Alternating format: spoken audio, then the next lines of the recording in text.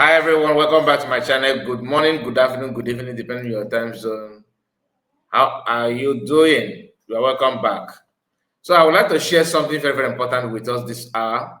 Many of you have seen videos of Gumi. Not one, not two, not three. He said something, but there's one that caught my attention. That is the one we are seeing here. He talked about American government, a kind of trying to change the narrative that the reason why America decided to come to Nigeria now is not because of Christianity, that they have been not seeing one kind of anger against Nigeria because of what happened between Biafra and Nigeria. In other words, they're fighting for Biafra. I pray so. I pray so, but that's not what it is. He's not happy, and I don't blame him because his cousins and the niece are, they are the one receiving the Christmas gift from Donald Trump. So who wouldn't cry if that kind of thing happens to a person? Anybody can cry. Anybody can, show their grievances. As long as it happened to you and you don't know what to say, maka ndị Igbo na-ekwukwa sị na achọcha ebe a ga-edosa aka afọ ya edosi ya n'ikpere. He's not happy. That's just the fact. He's not just happy. He's not just happy at all. You understand what is going on. You understand the intention and the motive of what the boys are doing in the forest. And there's a video of Obasanjo where he shared what Gumi told him. That Gumi went to forest to meet those boys, and he came back and told him that those guys are highly fortified. That according to Obasanjo, if you don't take it easy with them, that is going to be more brutal. But the question is, if Gumi is not in good time with them, these guys are known for kidnapping people, right? And holding them for ransom. Why is Gumi going there and coming back freely without anybody questioning him? Are they not so they cannot demand money from him? You understand? All this is just politics. They know what they're doing. They are aware of their presence, and Gumi cannot lie about it. Now let's go, because I want us to do a little bit comparison of Fulani in Nigeria and Fulani in other countries, especially in West Africa, like Ghana, Niger, and rest of them. But don't worry, let's focus on this one first and hear what Gumi said. Bakin America a lokacin da ta fito daga wani barna a ƙasan Gaza, muka ce wayannan mutanen nan ba su samu abin da suke so a can ba, ko akwai wani nufi ba abin da suke faɗa ba. Bayan ƙarya ne, mutane da yawa na mutuwa a Najeriya. Musulmi da Kirista, kamar da ba musulmai ba ma, kowa ma dai ana samu wannan. Sannan kuma ana faɗa tsakanin ƙabilu, ana faɗa tsakanin makiyaya da masu noma. To duka wannan haɗe a cikin wannan rikicin, kawai mutum daga Amerika ya tsame kawai Kirista da je wasu wake, alhali muna zaune da su. Lokacin da ke maganan shugaban soja na koli Kirista ne, cikin manya-manyan sojojin nan na Air Force kaɗai ne musulmi, duka Kirista ne. To yaushe za a zo a ce muna Kirista? A sha akwai wata manufa. Wannan manufan ne ya ce to maganin maciji ne a dasa kan. Ba Amerika kaɗai ce a duniya ba wanda yake za ka rasa abun baka yi hulɗa da ita ba. In kayan kere-kere muke da, akwai ƙasar China. In kayan ƙarfi ne, akwai ƙasar Rasha. Sannan kuma ko da tattalin arzikin. All this thing he's saying, and I don't think even you understand it, isn't it? But let's read the post that followed it from QTV. He said, America does not wish Nigerian well. They supported the Biafran region during the Nigerian Civil War, and they are still angry that the mission failed. Gumi, Nigerian terrorist spokesman. Now, remember, they have free license to do what they want to do in Nigeria. They are the one to elect you in government. Fulani is the one in charge of everything. You can't compete. Like, you can't compete with them. They have all it takes. Now, Fulani in the Ghana, for example, Fulanis in Ghana are following it the way it's supposed to be. Ghanaian government are following them the way it's supposed to be. Before I play the video, let's read the write-off from Joseph Okechukwu here. He said, this Fulani lady gets very emotional over the massacre of Fulani livestock for violating Ghana's strict open grazing laws. In Ghana, you either ranch your cattle and livestock or you lose them. And this is not the first time we have seen Ghanaian authorities carrying out enforcement operation like this. Yet, after seeing it, they still refuse to ranch their animals. Ghana is not Nigeria. Ghana is gradually shaping up to be a nation of laws, not terrorists, not terrorists. So yeah, I get the outpouring of emotions, but were you unaware of the law? But were you unaware of the law? Also, what do you expect from Ghana when terrorists who are escaping from Burkina Faso are pouring into the country in disguise of nomads? In disguise of nomads. Just follow the law or tell them to stroll into Nigeria because Nigeria has no border, neither laws. They can even buy their way into Nigeria and still be received with open arms. So stop crying and advise them. That is how bad it is now. Like, just tell them to you have a safe haven. Now let's listen to this lady. She's a Fulani woman. Hear her. As Africans. No, sorry. Let's start from the beginning. Yeah, assalamu alaikum. Greetings to everybody in Ghana. Please, I'm urging you to watch this video. Upon all my activism on Facebook, on TikTok, and other platforms, this has been the most terrible discrimination against us as an indigenous community here in Ghana. As you can see just by watching the video and in my voice, you can feel or sense the panic in my voice. As Africans, is it so okay to do this to our fellow Africans? In as much as we are fighting for our rights here in Ghana, in as much as we are fighting for the eradication of the total discrimination on us fully, in as much as we are standing on our feet as human beings, doesn't mean you should torture us as a human. Looking at the massacre these people are doing, killing our cattle. These are not cattle that can cause harm. These are cows. These are cattle that are fed. These are cattle that are not in people's farms. Why would you then go there, Ghana Immigration Service, Ghana Military Service, and the detective units in Ghana? Why is it so? Why is so much discrimination against us people? Are we not human beings here again? Is this such a way to treat human beings? In your 10 commandments in the Bible, and it is said that thou shalt not kill, and it was not made a specification to kill an animal or human. And then this is the case where they're killing calves and they're crying so out now that you people are still killing them. Where are they?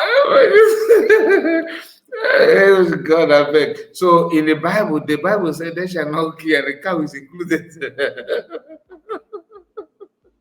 And her cousin brothers in Nigeria are killing people in the farm, pumping in the farm for their cow to feed on their crops. Like, they don't mind. It's not as if they're lacking grass. No, they don't. But they actually want to.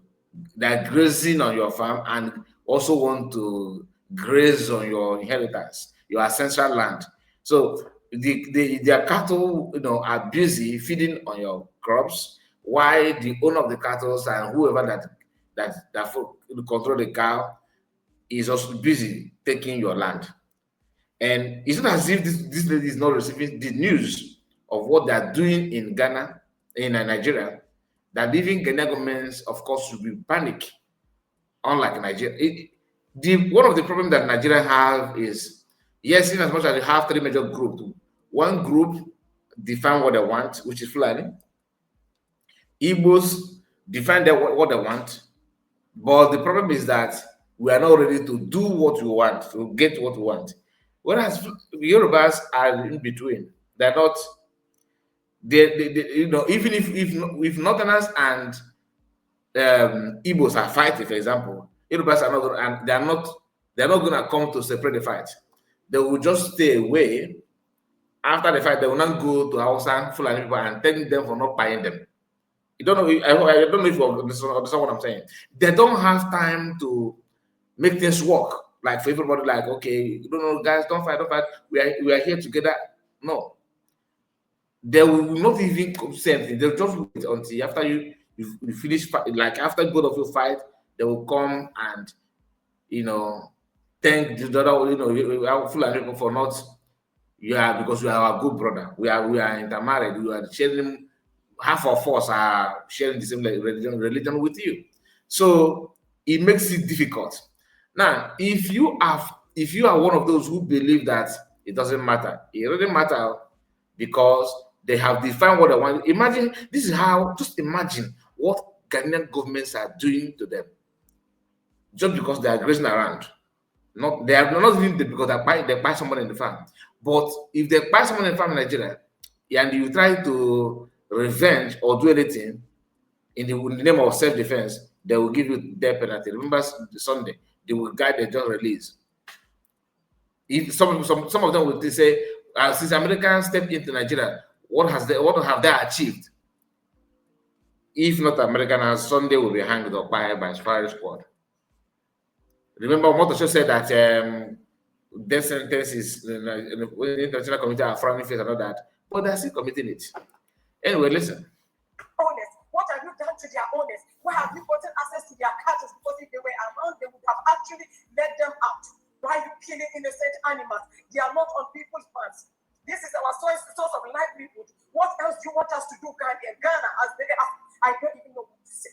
His Excellency John Dramani Mahama, as the commander of the Ghana Armed Forces. Say your Bible told you not to kill. In as much as you feel that part. Or whatsoever entering Ghana, we are from the ECOWAS unit. We have the West African ECOWAS unit, which makes many of Ghana, Togo, Benin, Burkina, Mali, Niger. Burkina is part, and there is harm in Burkina, and then you sense that there are Fulanis running from Burkina to Ghana, and then you have the means to kill them, to eradicate them as we don't want them to be part of Ghana, and then you want to do this to them. It is very pathetic. Sending this to the entire United Nations. European Union. Is this how they will treat us as indigenous people lifestyle in Ghana? This is our source of livelihood. We are not mad and not stupid and not mad. In as much as you may find some people among us, it's not the right thing to do. You are not mad. But the question is, what country is actually your country? Like, this is where you come from. I honestly, sometimes I'm confused. They say from Sudan. Like the one that Osman Dafod is from Sudan. From Sudan. Now, the question is, why must you come to people's land and want to act that you are indigenous? Where did God actually create you guys and put you? I don't understand. Because in Ghana, you are a problem. Burkina Faso, you are a problem. Nigeria, you are a problem. Everywhere, you are a problem. And if they ask you, say, don't you know that we are nomad? You are nomad, so everyone can also be nomad. Listen. Not kill our animals. It's a source of livelihood. It will give us milk, yogurt, and every stuff that we need in Ghana. Give us food, meat. We are naturally livestock bearers. We are not bad. We are not terrorists. Yeah, you are not terrorists now. You may not be, but the future. You appear to be. You understand? Because that's how the whole thing started. That's exactly how the whole thing started. The reason why I'm playing this and writing on this is because I want us to see how Ghanaian government handled it. It's not as if what is going on in Nigeria is not that it's not as if they don't want to do it in other countries. Why is so easy in Nigeria? Because they are the one in government. They have succeeded in conquering the system. Because people that make up Nigeria, Yorubas and Igbos, are just focusing is better. Oh, instead of Adibuma to emerge, let's my northern brother. That's exactly what is happening now, and it has gotten to a point that you can't do anything other than to pull out. No other option. Anyway, I'm gonna end it here. Thank you so much, and make sure you like the video. Let me know what you think about it. God bless you. Before I go, you need to understand that the cry of Mazen Modekano, he saw those things coming, and even at that, some of us are still lacking. Some of us are not still getting it. Anyway, let me show you this before I go. Before I end this video, let me just show you this because it will help you to understand what I'm talking about. This is a Yoruba man. He understands the teachings of Mazen Modekano. Hear what he said. Start from the beginning. Cry for your own children. Cry for your own future. Buhari because Buhari is the one that caused this happening in Nigeria Army today. Breaking Boko Haram, better bandits in the Nigeria Army. They are the one that look at it and kill. And the general for that matter, who they kill it as if it's a foul. And no statement for the Nigeria Army forces, and no statement for the presidency, no statement. No, Michelle, it's a pity God. Why do you bring to this country? God, I mean, better in Nigeria, country more. I was born in the Africa, but I was my parents should have come to this country. Is it a country? It's not a country. A country that value goats, that value animal, that value cow, that human being. True. Allah kill. Allah Akbar, you kill. Allah Akbar, Allah you kill. The name of Allah. You know the Kali. Don't grant me his fought his blood. You think you can kill the spirit of Biafra? Biafra will come today, one day.